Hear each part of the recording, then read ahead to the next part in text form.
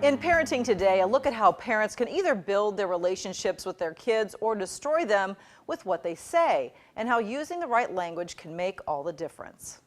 Well, when it comes to parenting, one of our most important things, obviously, is building relationships with our kids, and it's also important not to destroy those relationships. So first of all, what are some of the things we can do and say with our kids that really helps build that relationship? Well, I think the first thing to really understand is that our kids come to us with one request, and that's, Mom, Dad, teach me the truth about life and prepare me to be able to function in the real world in a healthy way.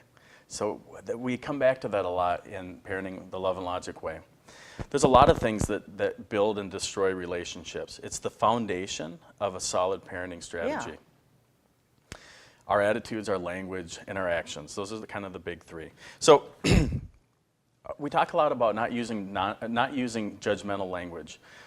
We call it, what did you say? The empty praise, kind of the throwaway language. When you're always saying, it's awesome. Yeah, or way to go. Right, it doesn't necessarily mean a whole lot to kids after a while. Because it happens all of the time. So we can change that. We always talk about the phrase, I noticed, right? And not wrapping it up with a judgmental phrase. So I might say, hey, I noticed that you colored for 20 minutes. I noticed that was the hardest I've seen you work at soccer practice. I noticed has no judgment behind it, and it can really build relationship. Okay, that's good to hear. All right. Love and logic parents use a lot of empathy to build relationship. We set limits in firm and loving ways. We expect our children to do a fair amount of contributions. Notice I didn't use chores, but contributions to the family. And why is it so important to say contributions instead of chores? When we think about chores, it's like hired hands, slave labor. Contributions is a great way to build self-esteem and self-efficacy, meaning that our children are effective and necessary to the family unit. Okay, and then also we want to make sure we talk about some of the other things as far as what we don't want to do that can destroy relationships. So what are some of those things we should really avoid? Yeah, we want to avoid things where we focus only on the outcome. We use the phrase, focus on the strain, not the gain.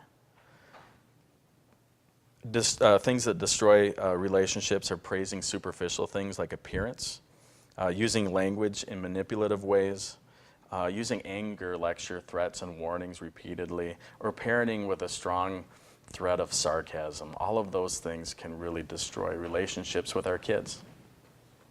Okay, then, and also I wanted to give it in mind, once again, you talked about the strain, not the gain. When you're talking about some of those things and just keeping it positive, there's still ways to, as we've done before, communicate to your child you're not pleased with what they're doing, but you're just saying, try to use the right kind of language. Language truly does shape reality. So we want to focus on the effort that they put forth, not necessarily the outcome. Quick example, hey, you won the game, versus I saw you really being a teammate during that match today.